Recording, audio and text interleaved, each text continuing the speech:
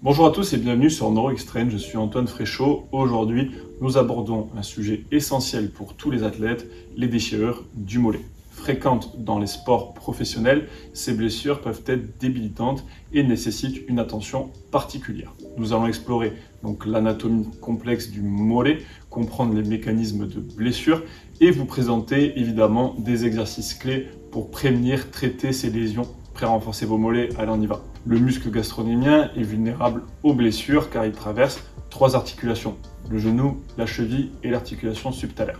Si les lésions du tendon d'Achille sont fréquentes, celles de la partie postérieure du mollet, y compris donc des muscles gastrocnémiens solaires, plantaires et le long fléchisseur également de l'hallux y compris dedans, le sont beaucoup moins. Un diagnostic précis et rapide est essentiel pour traiter les patients souffrant de lésions de la partie postérieure du mollet, donc appelée tennis leg. Les patients se rétablissent généralement bien s'ils reçoivent un diagnostic et un traitement approprié. Le triceps sural est un complexe musculaire composé de deux muscles, donc le gastrocnémien ainsi que le solaire. Ces deux muscles se rejoignent en distal pour composer le tendon d'Achille qui vient s'insérer sur la surface postérieure du calcanéum. Le solaire, quant à lui, a pour origine le tiers proximal de la face postérieure du tibia ainsi que la tête et le tiers proximal de la fibula. Les déchirures du mollet sont fréquentes dans les sports professionnels et contribuent à l'impact négatif que toutes les blessures peuvent avoir sur le succès d'un athlète ou d'une équipe. L'impact de ces blessures peut également être important avec un temps hors des terrains de plus de 3 mois. La déchirure du mollet, donc du coup tennis leg, survient lors d'une activité physique intense. Donc cette déchirure musculaire arrive généralement en position d'étirement maximal avec une extension maximale du genou ainsi qu'une flexion dorsale maximale de la cheville.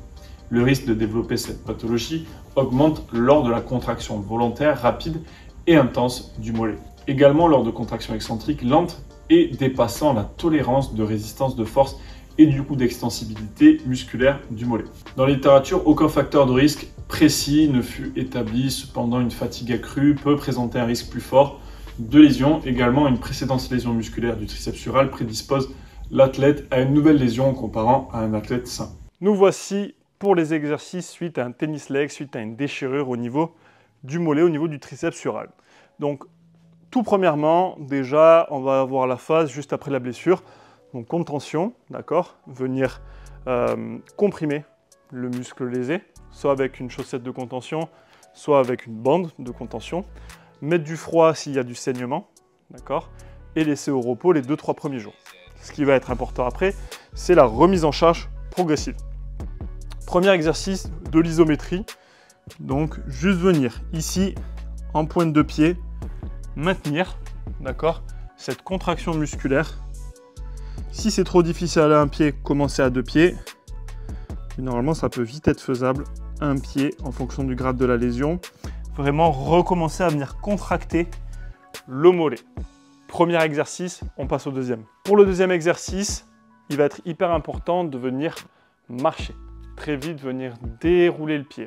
D'accord, le mollet, c'est la deuxième pompe après le cœur. À chaque pas que l'on fait, il y a un retour veineux qui se crée. C'est hyper important de garder le mollet actif, de marcher et puis dès que possible, courir dès que la douleur le permet. Venir marcher, une petite subtilité qu'on peut venir ajouter, c'est avec un kettlebell d'un côté, venir faire du coup du déroulé talon-pointe avec un kettlebell d'un côté pour déjà recommencer à engager le gainage et la proprioception parce que quand je vais être sur ma pointe de pied, le kettlebell il va vouloir m'embarquer d'un côté, et voilà, le but c'est de garder vraiment le bassin ancré. Donc, on a vu le premier exercice où on va venir faire déjà des contractions isométriques juste ici, et ensuite dynamique dès que possible. Juste ici, du déroulé de marche avec ou sans kettlebell, le plus important c'est de marcher et dès que possible courir. Et on va voir ce que nous réserve le troisième exercice de suite. Pour cet exercice 3, on va avoir une suite d'exercices maintenant avec un peu d'excentrique. Donc au début, on est parti en partant du sol, faire des montées sur pointe isométriques ou dynamiques. Maintenant, on va partir d'un step, donc forcément avec un peu plus d'étirement au niveau du triceps sural.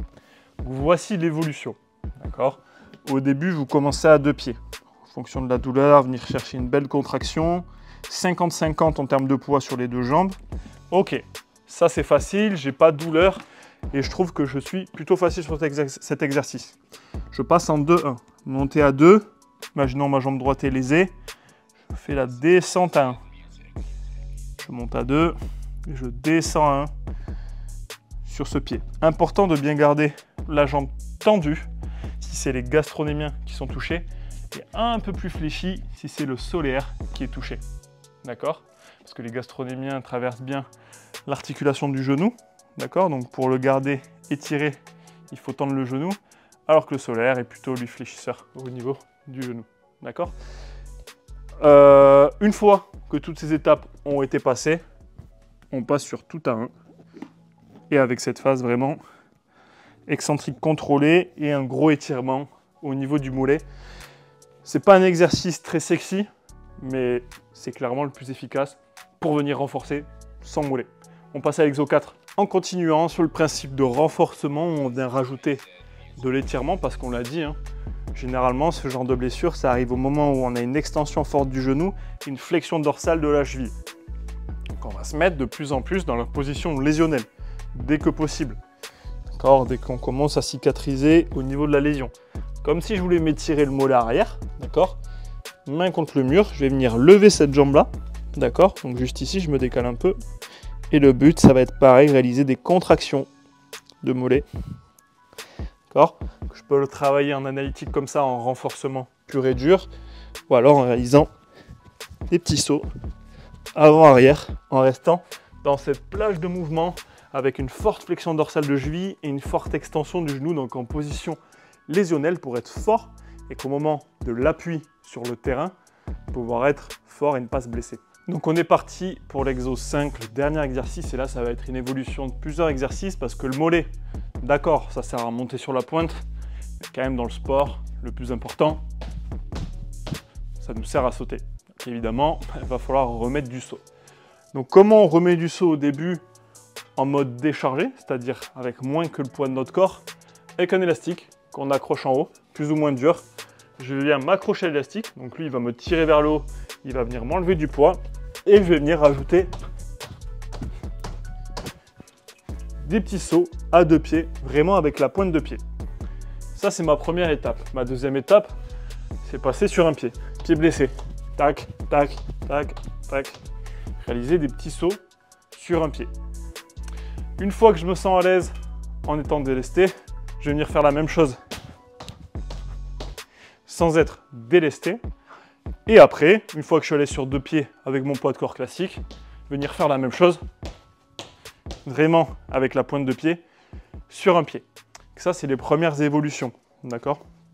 Évidemment, vous allez pouvoir rajouter des évolutions avec du poids, en venant vous charger et en faisant des sauts sur 2 pieds, ou alors en allant de l'avant, c'est-à-dire venir réaliser un single hop, par exemple, venir pousser fort vers l'avant, ou même du triple hop en faisant plusieurs sauts, 1, 2, double hop, triple hop, etc. Si vous mettez en place tous ces exercices donc de renforcement, d'accord, en étant d'abord en course interne, c'est-à-dire sans beaucoup de flexion dorsale de cheville, ensuite en ayant beaucoup de flexion dorsale de cheville, beaucoup d'extension du genou, en étant lourd sur l'excentrique et en rajoutant des sauts, vous devriez pouvoir revenir sur le terrain sans risque de vous blesser et même prévenir justement d'autres blessures parce qu'on sait que les blessures musculaires, eh bien, il y a beaucoup de récidives généralement.